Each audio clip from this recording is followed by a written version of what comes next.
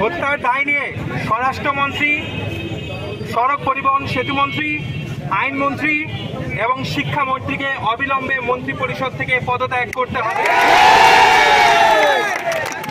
ঢাকা সহ বাংলাদেশের যে সকল জায়গায় সাধারণ নাগরিক এবং শিক্ষার্থীরা নিহত, আহত এবং আক্রান্ত হয়েছে, সেই সকল জায়গায় আইন শৃঙ্খলা রক্ষার কাজে যারা নিয়োজিত ছিল তাদেরকে ব্যর্থতার দায়ে অবিলম্বে সেখান থেকে প্রত্যাহারের দাবিও জানানো যাচ্ছে।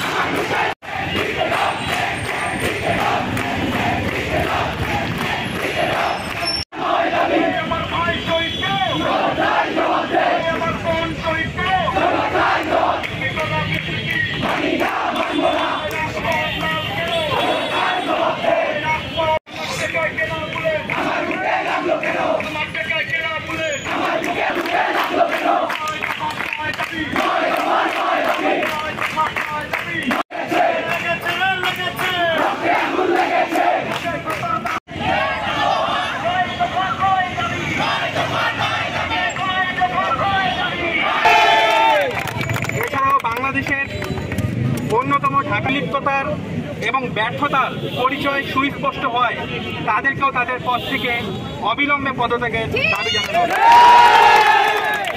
নির্বিচারে গুলি করেছে এবং সাধারণ শিক্ষার্থীদেরকে আক্রান্ত করেছে, তাদের বিরুদ্ধে হত্যা মামলা দায়ের করে অবিলম্বে আটক করার জন্য দাবি জানানো যাচ্ছে।